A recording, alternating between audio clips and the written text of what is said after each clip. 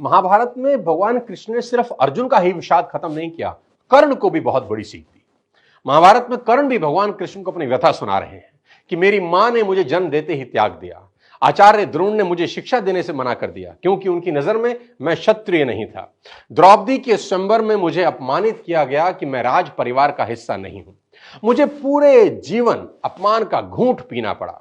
कर्ण पूछते हैं, केशव मेरा क्या अपराध था?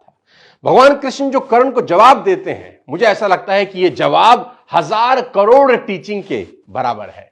यह जवाब सीखने के बाद आदमी के पास हर सवाल का जवाब मिल जाएगा। जी हां, कृष्ण मुस्कुराते हैं और जवाब देते हैं कि हे सूर्यपुत्र, मेरा तो जन्म ही कारागार में हुआ। मेरे पैदा होते ही मृत्यु मेरी प्रतीक्षा कर रही थी। जिस रात मेरा जन्म हुआ उसी रात मेरे मां बाप से मुझे जुदा कर दिया गया और जहां पहुंचा वहां सब काम मुझे ही करने पड़े। गायें चराने से लेकर गोबर उठाने तक सब काम करता रहा। सिर्फ 2 दिन का था, मेरे ऊपर राक्षसों ने हमला कर दिया। मुझे बारंबार जान से मारने की कोशिश की गई। मेरा अपना सगा मामा मेरी जान का दुश्मन था। मेरे जीवन की चुनौतियां कहां कम थी। अन्याय जीवन भर मेरे साथ भी होता रहा। कृष्ण कर्ण को समझाते हुए बड़ी बात कह रहे हैं जो हमें सीखने की जरूरत है कि जीवन में आपका अपमान होता है, यह इंपॉर्टेंट नहीं है। इंपॉर्टेंट यह है आप उस अपमान का जवाब कैसे देते हैं। कर्ण जीवन भर अपने अतीत की कड़वाहट से भरे रहे, पर कृष्ण कभी अपने अतीत पर आरोप नहीं लगाते। कर्ण पीछे की ओर देखते हैं और कृष्ण आगे की तरफ। कुदरत ने दोनों के साथ अन्याय किया, पर कर्ण यह न्याय कभी भूल नहीं पाए और कृष्ण को यह न्याय कभी याद नहीं आया।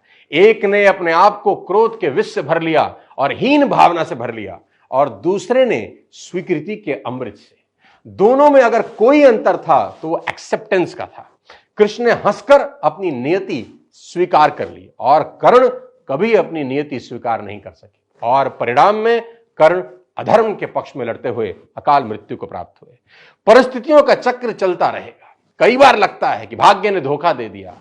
ये चुनाव हम पर है कि हम कर्ण की तरह रोएं या कृष्ण की तरह जीवन को उत्सव में बदल दें। जीवन में रोने के लिए नहीं, हंसने के कारण ढूंढने हैं, क्योंकि जीवन तो भगवान का भी कहां सरल था। जीवन है तो समस्या होगी ही, समस्या है तो हल भी होगा।